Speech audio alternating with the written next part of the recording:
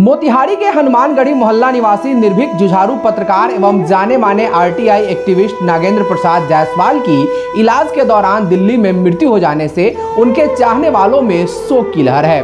वे लंबे समय से बीमार थे तथा अपने पुत्र के यहाँ दिल्ली में रहकर इलाज करा रहे थे। आरटीआई एक्टिविस्ट और भ्रष्ट अधिकारियों को धूल चटाने वाले कलमकार योद्धा के रूप में जाने जाने वाले नागेंद्र प्रसाद जायसवाल सूचना के अधिकार के तहत लगातार भ्रष्ट व्यवस्था पर हमला करते थे। उनके कलम में इतनी ताकत थी कि जिला अधिकारी तक उनके घर पहुंचकर समझौता के लिए दबाव बनाते थे।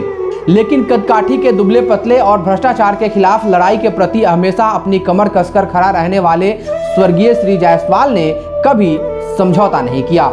मोतिहारी से लेकर नोएडा तक जहां भी रहे उनके नाम से ही भ्रष्ट लोग थर थर कांपते थे। वर्तमान समझौता के इस दौर में नागेंद्र प्रसाद जायसवाल की कमी हमेशा खलेगी। उनकी मृत्यु की खबर आते ही पत्रकारिता जगत के लोगों के साथ साथ भ्रष्टाचार के खिलाफ लड़ने वाले तमाम लोग शोकमग्न हो गए। शोक संवेदना व्यक्त करने वालों में ढाका विधायक Pawan Jaiswal, doctor Shambhunath Sikaria, Mount Litera Zee school के चेयरमैन संजय कुमार गुप्ता, पत्रकार अशोक वर्मा, बीएड कॉलेज के डायरेक्टर जमुना सिकारिया, संस्कृति कर्मी प्रसाद रत्नेश्वर, संस्कृति कर्मी संजय पांडे, पत्रकार आलोक वर्मा, पत्रकार चंद्रभूषण पांडे, संस्कृति कर्मी अंजनी अशेष, राष्ट्र सेवा मिशन के प्रदेश महासचिव वीरेंद्र किशोर प्रसाद, डॉक्टर शशिभूषण गुप्ता, अधिवक्ता राम कुमार गुप्ता, वरीय कांग्रेस नेता ब्रिज किशोर प्रसाद, युवा पत्रकार चंदन जायसवाल सहित उनके चाहने वालों ने शोक संवेदना व्यक्त करते हुए कहा कि नागेंद्र जायसवाल जैसे लोग जल्दी नहीं मिलेंगे, इसलिए उनकी कमी हम लोगों को हमेशा खलेगी। वो मेरे अभिन्न मित्र थे। नागेंद्र भाई के नहीं रहने से पत्रकारिता जगत के अलावा भ्रष्टाचार रूपी स्तंभ जो हिलते थे, अब उनकी जगह कौन लेगा यह बताना बड़ा मुश्किल है। सामाजिक इतनी बड़ी क्षति हुई है कि जिसका कोई हिसाब नहीं है। निर्भीक, निडर और एक साहसी और ईमानदार को जो कहा जाता है, ईमानदार की परिभाषा में भी अगर कोई व्याकरण, अनाकरण और आकरण और प्रकरण है तो उस ईमानदारी में नागेंद्र जायसवाल का नाम टॉप में आएगा। कोई व्यक्ति से वो झुकते नहीं थे। उन्होंने वरीय पदाधिकारियों को आरटीआई के तहत आईएएस पदाधिकारियों को 25-25 हज़ार रुपया कितनों को जुर्माना लगा दिया। भ्रष्टाचार के विरुद्ध वो बराबर लड़ते रहे। एक शिक्षित और योग्य व्यक्ति थे। उसी तरह पत्रकारिता में भी साहसी, निडर, जिस तरह जो है सत्य उसको वो छापते थे। समाज के हर बढ़ चढ़ कार्यों में बढ़ चढ़कर हिस्सा लेते थे।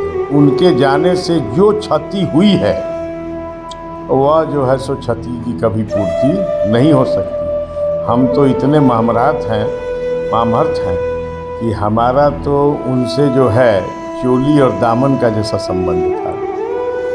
जब तक हम लोग 5 बार बात नहीं करते थे तब तक जो है सो हम लोग जो है सो एक दूसरे से मतलब जो सो बेचैनी छाई रहती थी।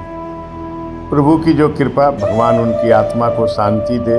वैसे भी अंत समय में बहुत कम लोगों को हरिद्वार की गंगा नसीब होती है और उनका अंतिम संस्कार भी हरिद्वार की गंगा में हुआ है, इसलिए मोक्ष तो उनको वहीं हो गया। फिर भी हम लोग प्रार्थना करेंगे मालिक से कि पुनः किसी न किसी रूप में हम लोगों के बीच एक अभिभावक के तुल्य ये होकर वापस आवे। भगवान उनकी आत्मा को शांति दे, उनके परिवार के लोगों के अंतर्गत जो है आत्मबल और शक्ति दे, ताकि वे लोग जो हैं उनके आचरण का अनुपालन करें। मैं Sanjay Kumar Gupta, chairman Mount Litera Zee school Motihari. हमारे कलवार कल्याण समाज के प्रेरणा स्रोत तथा सभी के चहेते स्वर्गीय श्री नागेंद्र प्रसाद जायसवाल जी एक शांत स्वभाव, सभी को सम्मान देने वाले उदार व्यक्तित्व के इंसान थे। उनका निधन अपने आप में कलवार कल्याण समाज के लिए अपूर्ण क्षति है, जिसकी भरपाई कभी नहीं की जा सकती। नागेंद्र बाबू अपना पूरा जीवन लोगों की सेवा में गरीबों के कल्याण अर्पित किया। वो हमेशा सभी लोगों से मिलजुल कर रहे हैं तथा सभी के लिए हर संभव मदद के लिए तत्पर रहते थे।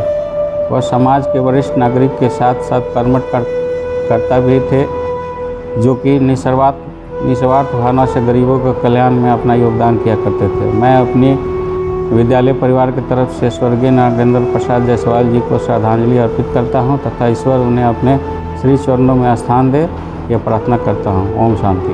नागेंद्र जायसवाल एक प्रतिबद्ध पत्रकार थे, मिशन वाले पत्रकार थे, घर के वे मजबूत थे, तो वे एक प्रतिबद्ध पत्रकार के रूप में काम किए हैं। कई अखबारों में संपादक भी थे। बाद के दिनों में ये सूचना के अधिकार के क्षेत्र में जब कानून बना तो उन्होंने निर्णय लिया कि ये एक अच्छा जरिया है। लोग समस्याग्रस्त हैं, कहीं न्याय नहीं मिल रहा है, प्रशासन के लोग उनको तंग करते हैं, परेशान करते हैं, तो उन्होंने सूचना के अधिकार को एक माध्यम बनाया और बहुत लोगों को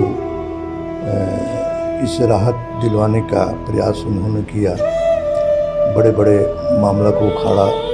तो नागेंद्र जी से हमारी बातचीत होती थी अक्सर इस विषय पर, और जिसको कहीं न्याय नहीं मिल रहा था उसको बुला करके अपने पैसा से भी स्टाम्प ले करके यहाँ तक की रजिस्ट्री किए। एक बार हम पूछे थे तो उन्होंने कहा कि अशोक जी देखिए ना, ये हम पूछे कितना खर्च आप अपने घर से कर दिए होंगे, तो उन्होंने कहा कि लाखों रुपए हम लगा दिए हैं, लेकिन जिस उम्मीद से लगाए वो उम्मीद पूरा हो नहीं रहा है।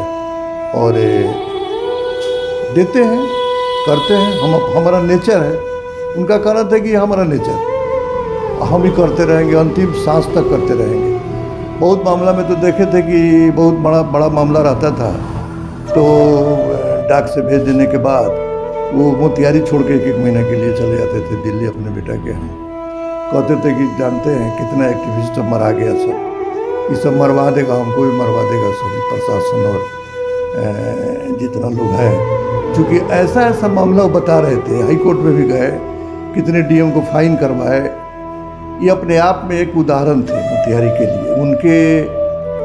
उनके भी एक चैली का आदमी, एक दुबला पतला, एक लीवर का आदमी, देह में जान प्राण भी नहीं, लेकिन हिम्मत रखते थे, बहुत हिम्मत रखते थे, इसमें कोई कमी नहीं थी और कभी कॉम्प्रोमाइज़ नहीं की। एक बार तो एक डीएम शायद एस शिव कुमार या कोई थे, इस कदर मामला फंस गया था कि जवाब देने में लोगों को दिक्कत हो रही थी।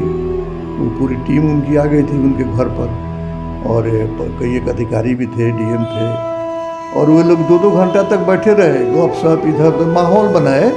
मैंने माहौल बनाया कि मित्रता का, कि कंप्रोमाइज़ कर ले, कि इस मामला को ख़त्म कर दे। लेकिन नागेंद्र जी बोले हमको कि देखिए अशोक जी, हम मामला को तो रिटर्न नहीं लेंगे, हाँ अब वो लोग इतना प्रेशर दे रहा है तो थोड़ा कुछ दिन चुप रहेंगे, लेकिन छोड़ेंगे नहीं हम। ये एकदम बोल्ड रहते थे। हाई कोर्ट में तक क्या, यहाँ तक कि राष्ट्रीय स्तर पर उनका जो है सूचना के अधिकार का जो है संगठन, उसमें उनका स्थान बन गया था।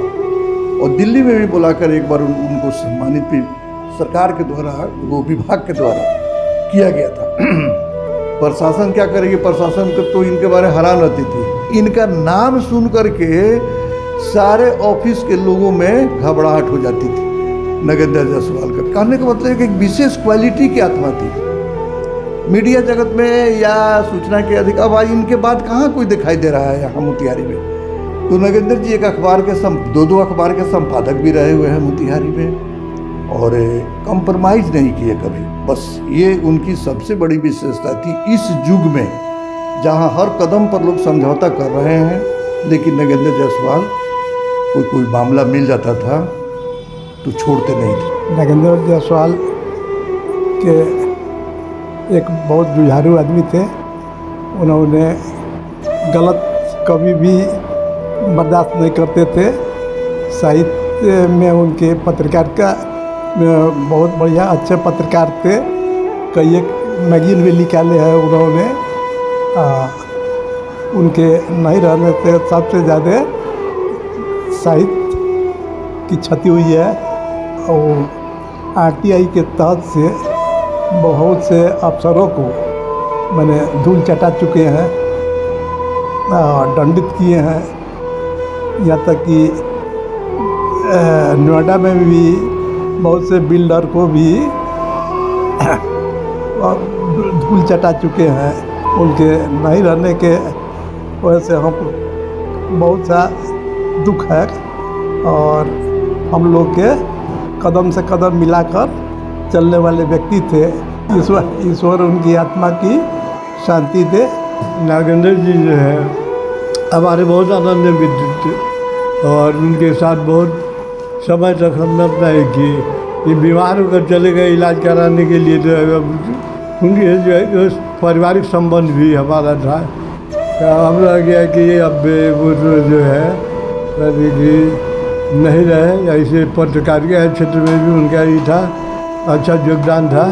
समाज में एक जो है ऐसा ही हो गया है कि अब खालीपन जो है यही हो रहा है और क्षति है। काम सोशल वर्क में जो है अपना अधिक समय देते थे। वो कहीं भी किसी भी गलत काम से उन्होंने समझौता नहीं किया। इसके चलते वो बहुत क्षति उनको हुआ। परिवार के लोग उनसे भी रुष्ट रहते थे, परंतु अभी तो इतना क्या कहा जाए उनके बारे में। आपके पिछले डीएम थे, डीएम को उन्होंने अभी वर्तमान में 25,000 फाइन कराए थे। और गाजियाबाद में जो अरबों का घोटाला बिल्डर का जो निकाले, वो लोग परेशान होकर उसमें कितने भारत सरकार के सचिव फंसे हुए थे। तो यहाँ आप समझ लीजिए कि कोई जगह नहीं मिला तो 5,000 साल बाद का केस का तारीख दे दिया गया उसका। 5,000 बाद उस केस का तारीख मिला है। इतना वो फंस गया था लोग। और यहाँ मैंने जो भी उनके सामने गलत कोई कार्य आया, कहीं कोई बड़ा हो या छोटा हो या अपना हो कोई हो, कहीं पर वो गलत से समझौता नहीं किए अंत तक। यही उनकी विशेषता है। और जाने के बाद में वैसा व्यक्ति अभी कोई नहीं दिखाई पड़ रहा है जो कि सही बात को इतना मैंने पुरजोर तरीका से समाज के सामने रखे। ऐसा व्यक्ति आपको हमको न कोई मिला है और शायद न मिलेगा।